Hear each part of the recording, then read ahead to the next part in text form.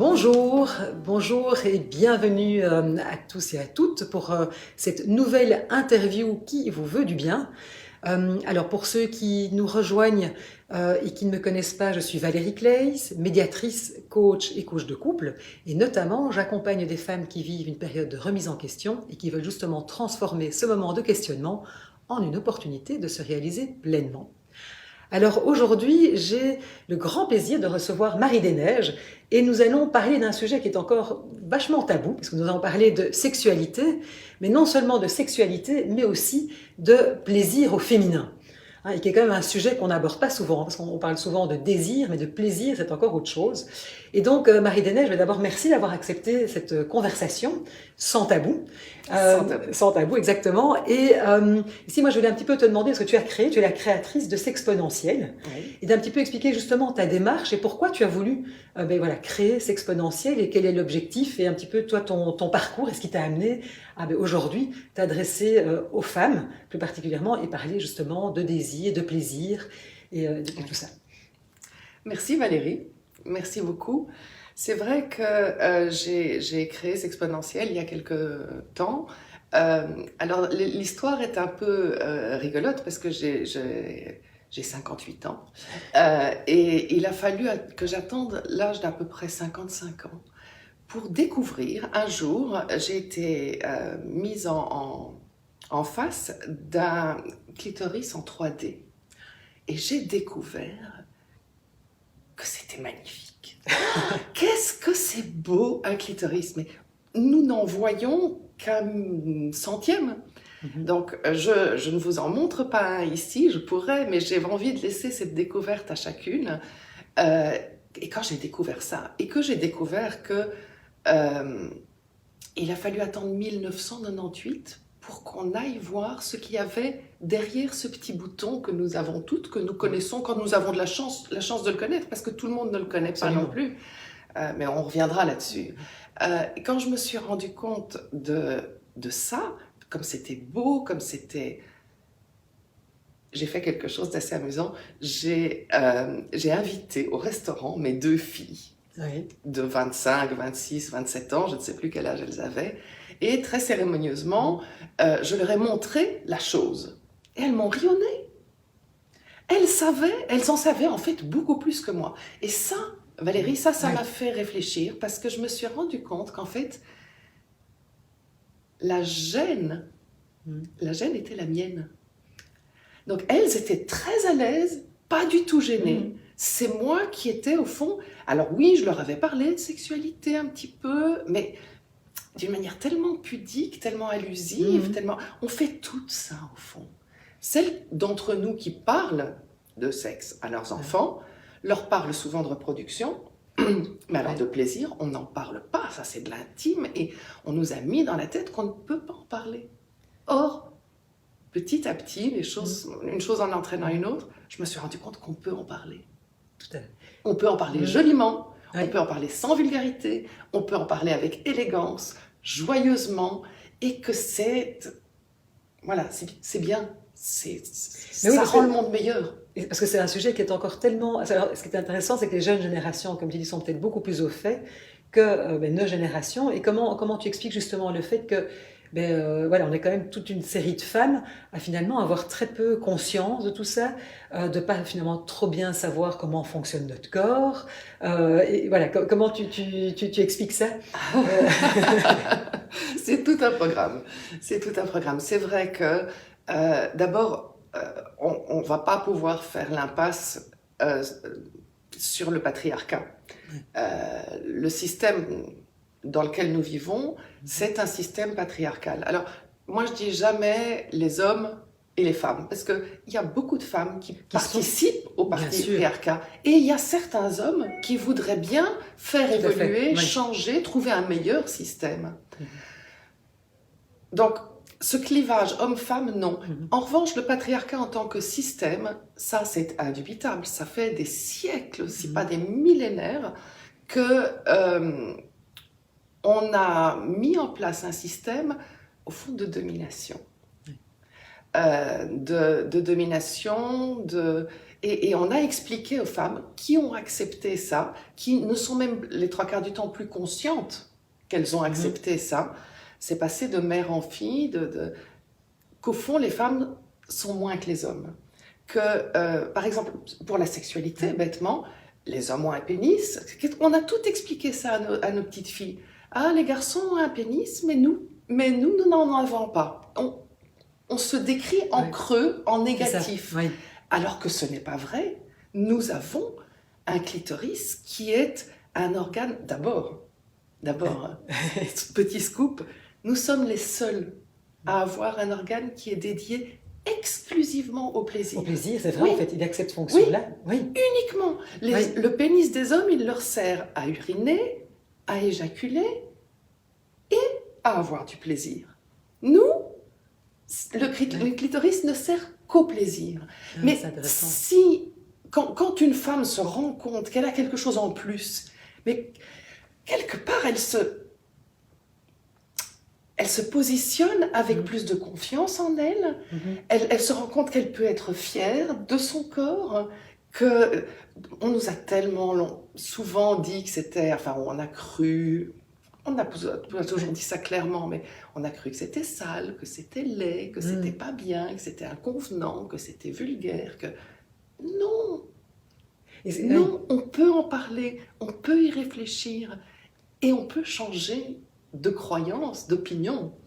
Tout à fait, oui, c'est intéressant. Et je veux dire que ce fameux clitoris, quand on voit, comme tu dis, on a mis tellement de temps à le reconnaître. Parce que, je veux dire, moi, je regardais encore les cahiers même d'anatomie de ma fille qui a quand même que 16 ans à l'école. C'est assez incroyable comment ça passe. On n'en parle pas. On n'en parle pas, hein. Non. On n'en parle pas. Je dis, c'est aujourd'hui. Alors, bon, nos jeunes font leur éducation, malheureusement aussi parfois à travers la pornographie, etc., ce qui est quand même pas fantastique. Parce que c'est vrai qu'il y a aussi comme ça toutes ces idées reçues aussi par rapport au plaisir et au plaisir féminin, comme si le plaisir féminin était lié à l'homme seulement, parce qu'on va parler peut-être... Alors là, il y a plein de choses. Hein, parce que la pornographie, moi je suis assez contente que tu évoques le sujet, parce que c'est pas un sujet que j'évoque ni facilement ni spontanément, il y en a tellement d'autres à évoquer avant. Mais la pornographie, en fait, il y a pornographie et pornographie. Et ce qu'on appelle la pornographie, c'est le mainstream, c'est 99% de la pornographie. C'est de la domination, c'est de l'avilissement souvent, c'est vraiment des choses qui ne me plaisent pas beaucoup et qui, quand on y réfléchit, vraisemblablement ne plaisent pas à la grande majorité des femmes. Et il y a aussi... La pornographie, ça peut être bon en ce sens que ça peut nourrir des fantasmes. Tout à fait. Et on peut se rendre compte qu'on n'est pas la seule à avoir des fantasmes comme ça. Et c'est aussi bon, mais il faut qu'il y ait du respect. Oui. Et il faut qu'il n'y ait pas cette idée... Le consentement, en fait, aussi. Alors, le consentement, ça, c'est dans les relations, mais que ça illustre effectivement des relations consenties. Des relations consenties, bien entendu. Bien entendu. Et ce que je veux dire, c'est que la pornographie véhicule tout un tas d'idées reçues et de stéréotypes vraiment négatifs et vraiment négativement impactants dans notre vie sexuelle et surtout dans celle de nos enfants, parce que... je ne sais pas, mais j'ai l'impression que dans notre génération, on en regardait moins, en tout cas. On avait moins facilement accès. On avait moins facilement accès. C'est surtout ça. Ouais. Mais là, justement, parce que pour en revenir au plaisir féminin, c'est vrai que on est... La masturbation, notamment, c'est aussi quelque chose... en tout cas, moi, je me souviens que c'est un fait acquis, les hommes se masturbent, c'est tout à fait normal. En tout cas, nos générations, je parle pas, c'est de nos parents, ça carrément, c'était pas accepté. Mais maintenant, c'est un fait acquis. Mais par contre, la femme, ça reste encore... C'est comme si notre plaisir était toujours subordonné à l'homme. C'est-à-dire qu'on n'est pas encore dans... une femme peut se donner du plaisir à elle-même sans devoir spécialement passer par un homme. Et c'est terrible, parce qu'en fait... c'est notre indépendance qui est en jeu. Alors, il y a tellement d'idées reçues sur la masturbation. Le fait que, par exemple, si on a une vie sexuelle épanouie en couple, on n'a pas besoin de se masturber. Mais d'où ça sort, cette idée-là? Comment veux-tu dire à quelqu'un ce que tu aimes si tu ne sais pas ce que tu aimes? Si tu ne sais pas... ce qu'il y a entre tes jambes, ce qui te fait vibrer, ce qui t'émoustille, ce qui te... Je veux dire, c'est tellement important de se connaître et c'est tellement complémentaire. Et puis, il n'est pas toujours là au moment où on a envie. Mhm. Et ça fait tellement de bien parce que ça, c'est une chose dont on n'a pas, un sujet qu'on n'a pas Ouais. encore du tout abordé. C'est bon. C'est bon pour la Oui. santé, c'est bon pour la santé physique, c'est bon pour la santé psychique. Une des personnes qui est venue me consulter enfin me voir chez Exponentiel m'a dit, au bout de la conversation qu'on a eue, m'a dit, mais en fait, le plaisir, ça devrait être remboursé par la mutuelle. Et c'est vrai, parce que si on a du plaisir suffisamment, régulièrement, c'est bon pour la longévité. Et la longévité, c'est quoi? C'est vieillir en bonne santé. C'est vieillir joyeusement et en bonne santé. C'est bon pour la santé. C'est bon pour les relations avec tout le monde. Une femme qui sait donner du plaisir, ça dure. Alors, je ne connais pas assez le plaisir masculin pour pouvoir dire si c'est comme ça chez les hommes. Mais chez les femmes, ça, je le sais parce que c'est documenté. Ah oui. C'est prouvé, documenté chez une femme. Le plaisir, il y a ce que moi j'appelle les répliques. Donc, qu'on ait eu un orgasme ou simplement un plaisir très intense, ça dure longtemps, pendant des minutes, voire des heures après, on a encore ce que j'appelle des répliques. L'espèce de vague, comme oui, ça. les vagues qui reviennent. Oui. C'est comme les répliques d'un tremblement de terre. Il y a la grosse secousse, et puis il y a les petites secousses. Et c'est merveilleux. Et quand on en prend conscience, on peut les cultiver et on peut...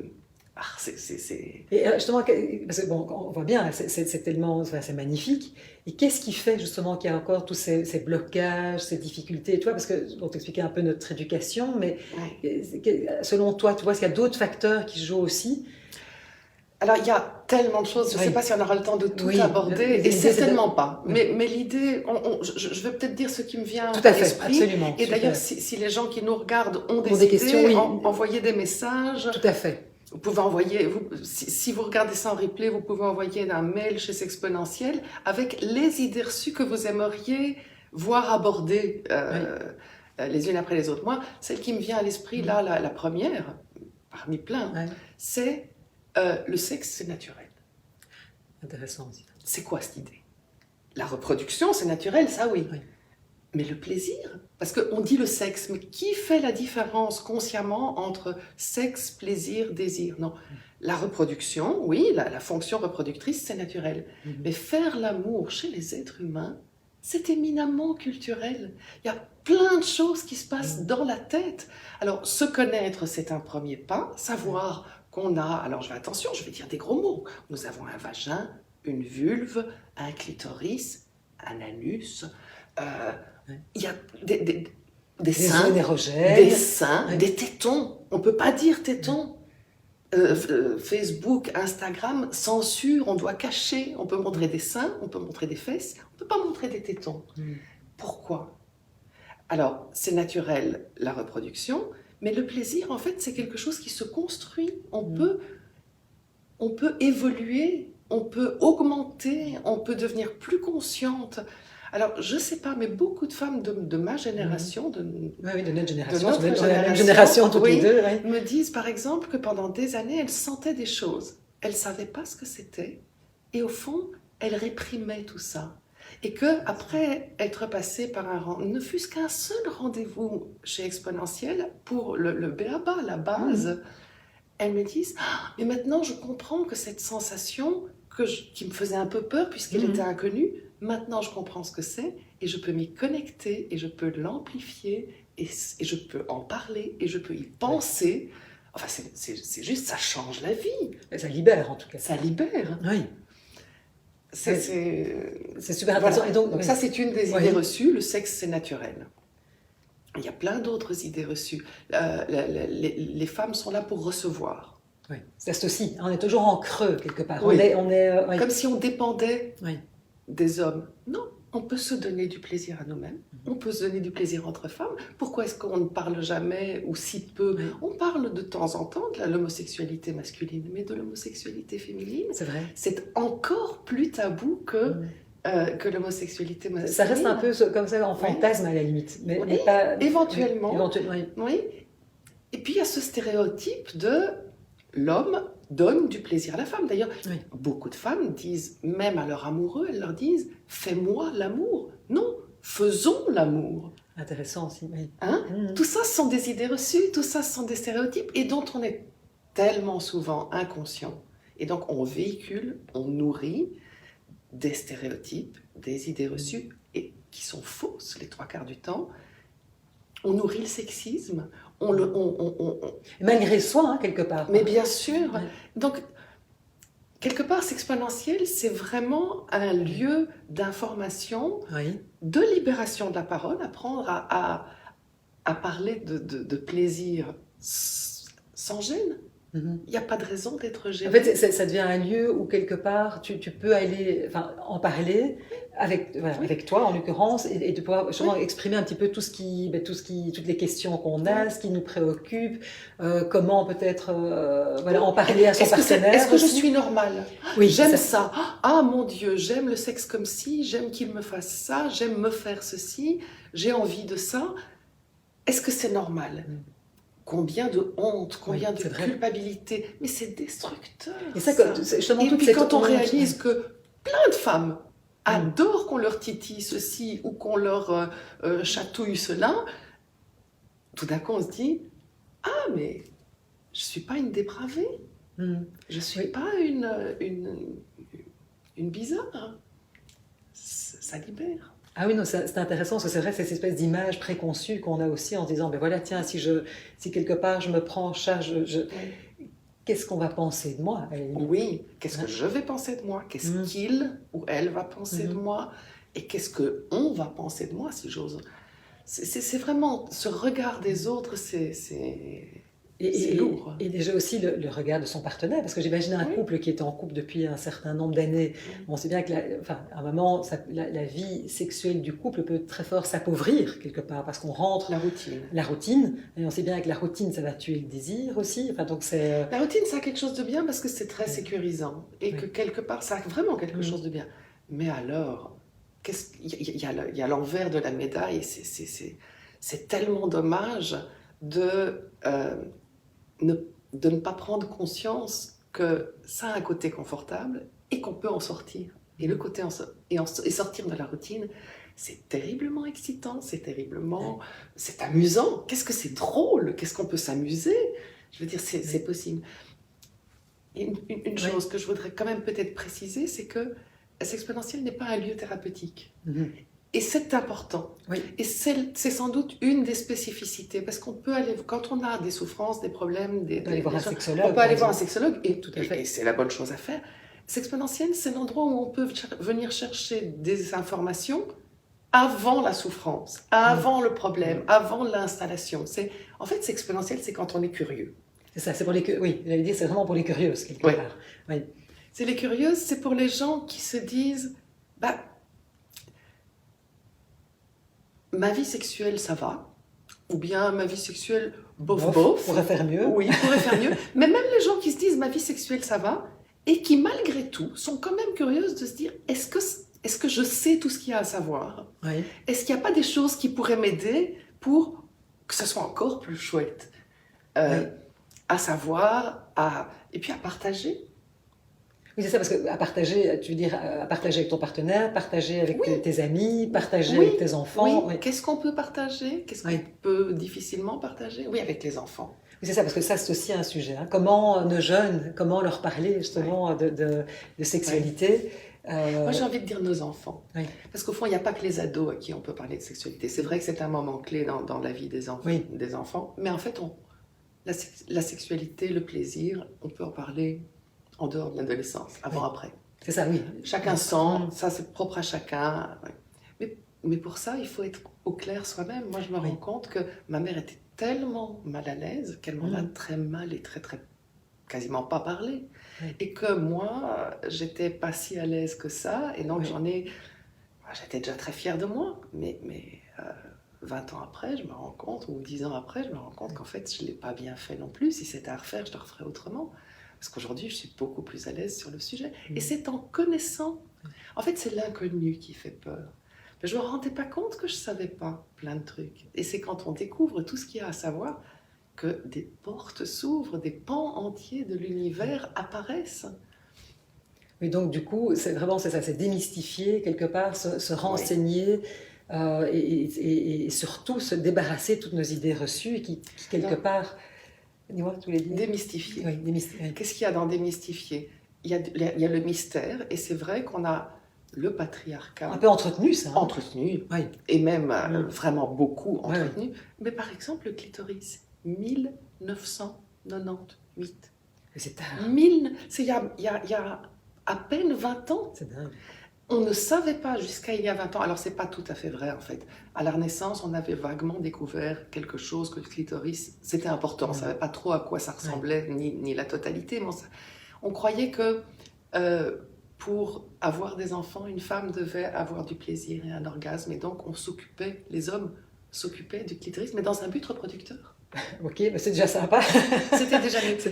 Et puis c'est devenu, puis la religion, les religions sont passées par là, parce qu'en fait, une femme désirante, une femme maîtresse de son plaisir, une femme maîtresse de son corps, c'est une femme qui est moins soumise, et donc c'est plus dangereux. Oui, et là, on peut revenir, je veux dire, tout ça, ça touche, on va pas en parler aujourd'hui, mais cette idée reçue qu'une femme qui lit est dangereuse, le fait qu'il y a plein de petites filles qu'on empêche d'avoir accès à l'éducation. Et tout ça, c'est vraiment une question de domination. C'est intéressant. Mais donc c'est vrai qu'il y a c'est large, encore, oui, c'est large. Il y a encore plein de choses qu'on pourrait dire. Marie-Neige, c'est un sujet passionnant. Mais donc du coup, Sexponentiel, donc on peut venir te voir pour toutes ces questions qu'on pourra avoir, voilà, par rapport à son corps, la sexualité, comment ça fonctionne, et toutes les questions qu'on peut se poser. Même les questions qu'on ne sait pas qu'on pourrait se poser. Okay, on peut venir chercher des questions chez Sexponentiel. Super. Est-ce qu'il y a d'autres choses que tu proposes aussi? En fait, je propose ça sous différentes formes. Donc, il y a d'abord un module type, j'allais dire, qui est vraiment le module de base, qui sont les séances d'information. C'est vraiment le b.a.-ba de ce qu'il y a à savoir, pour ouvrir des portes, justement, pour ouvrir les clés, pour donner des idées sur, et puis les groupes de parole. Alors les groupes de parole, ça c'est quelque chose d'assez merveilleux, parce que c'est ce que j'appelle la magie de la parole sincère. Dans un groupe de parole, c'est un espace sécurisé, confidentiel, il y a de la confidentialité, et donc on peut se laisser aller à la parole sincère. Et ce qui est extraordinaire dans un groupe de parole, c'est que on se réunit à quelques-unes, on décide d'un sujet, on se voit toutes les 2 semaines, tous les mois, ça dépend, pendant 2-3 mois, ça dépend, on décide. Et quand on arrive au bout du voyage, on se rend compte qu'on est parti de là et qu'on est arrivé ici. Parce que l'une dit ceci, la deuxième dit tiens, ça me fait penser à, et blablabla. Et ensemble, on construit, on tisse. Et ça, c'est magnifique, ça, c'est l'intelligence collective. Ça, c'est merveilleux. Alors, on est toujours en groupe. Séances d'information, je peux les faire en particulier, mais je peux aussi les faire en groupe. Et puis, il y a les ateliers, parce qu'en fait, dans les groupes de parole, on peut déjà un peu plus creuser les sujets, mais on peut aussi choisir un atelier sur un sujet plus spécifique pour aller plus en profondeur dans le sujet. Donc ça, c'est aussi intéressant. Et puis, il y a les rendez-vous individuels. Et ça, c'est vraiment important parce qu'en fait, c'est pas facile de faire cette démarche-là. Et donc, que ce soit, alors pas pour les séances d'information, mais par exemple pour les groupes de parole, avant de s'inscrire à un groupe de parole, je propose toujours un entretien individuel. Super intéressant. Ça. Voilà, pour voir si le courant passe, pour voir si la manière d'aborder, parce que chacun a sa manière d'aborder.